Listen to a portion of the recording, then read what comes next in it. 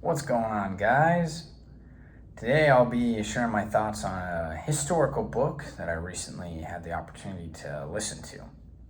So, in my history class a couple years ago, I learned about a conflict I really had not heard about before, called the Taiping Rebellion, or sometimes referred to as the Taiping Civil War. And it was actually the most violent event that took place in the 1800s. Something that's really I'd say pretty overlooked in history today. And it was a huge civil conflict that took place in the Qing Dynasty, or in China. And at the time, there arose a movement trying to overthrow the Qing government, led by a man who claimed to be the younger brother of Jesus Christ. And he wanted to institute a Christian dynasty in China. I can hardly say that with a straight face. It sounds crazy, but it actually happened. So I was contemplating that. I really wanted to learn more about that. So I found a book on it called Autumn in the Heavenly Kingdom. And it took a little while, but I eventually listened to the entire book, and the first few chapters that kind of talked about how the rebellion started, and then the last two chapters that talked about how it ended and its implications for everything thereafter were really fascinating. That was some really gripping commentary, well researched and conveyed and explained, well written.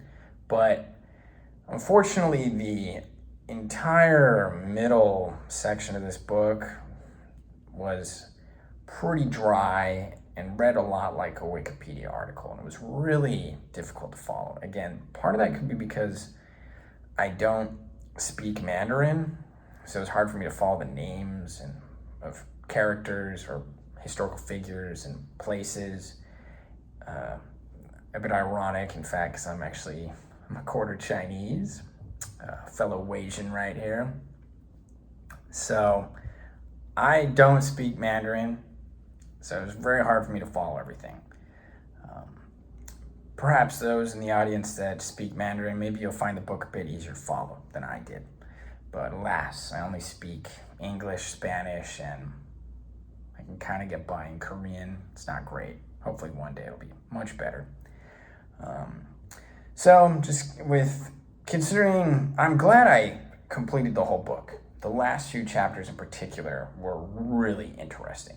And I think I'll talk about that later in this video in a spoiler section, so to speak. I don't know that you can really spoil history, but for those that have the time and are really interested in history, I recommend this book.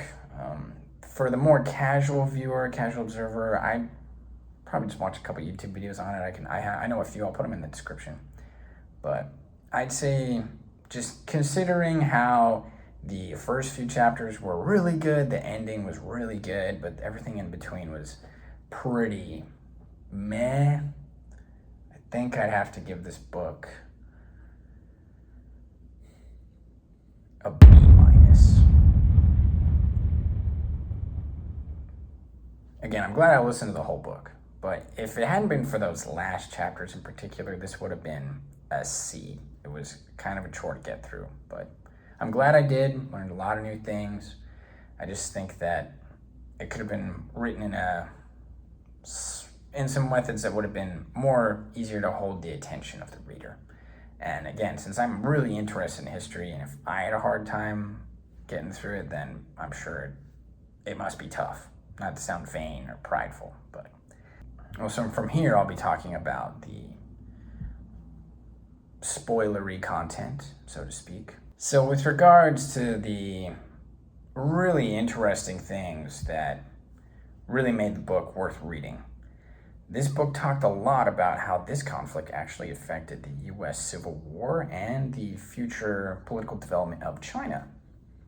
So, if you were even moderately conscious during US history class, you probably vaguely recall that something we learned a lot about is that Great Britain, for a while, was contemplating endorsing or aiding the Confederacy against the Union. And often we chalk that up to economic interests, especially with regards to cotton and other products that the Confederacy produced.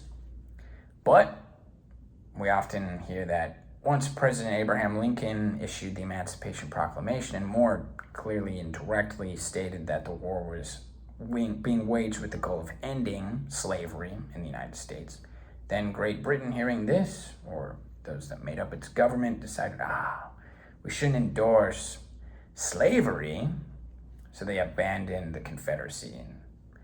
Well, this book really provided some insight that demonstrates that it was actually a bit more complicated than that. In truth, the British Empire, its attention had really been focused on China, more specifically the Qing dynasty at this time. And because of the Taiping Civil War, not only they'd already realized they could get the products that the southern states in the United States were selling them. They could get those from Asia. And they were so interested in continuing to profit from that agreement that they actually went to great lengths to aid the Qing dynasty in its quest to stamp out the Taiping Rebellion. And what was the result of that? Well, the Taiping Rebellion was destroyed, and the Qing lingered on for another 50 years or so. They were pulled from the brink and put back on life support in kind of a nearly artificial process that was new to China. China, since the beginning, has rotated through dynasties, and perhaps the Western powers in this case kind of delayed that cycle for a bit. And the result was that the Qing lasted for another 50 years and then collapsed during the Chinese Civil War between the nationalists and the communist factions, a war that continues today. And what it really goes to show is it really makes you contemplate what could have been if the Taiping had succeeded and won. Let's say they'd overthrown the Qing. Well, then China would have become Christian in some form and might have been more open towards democratic reform. Maybe the nationalists and their message would have been more readily received in China. And perhaps the Communist Party never would have taken over the mainland.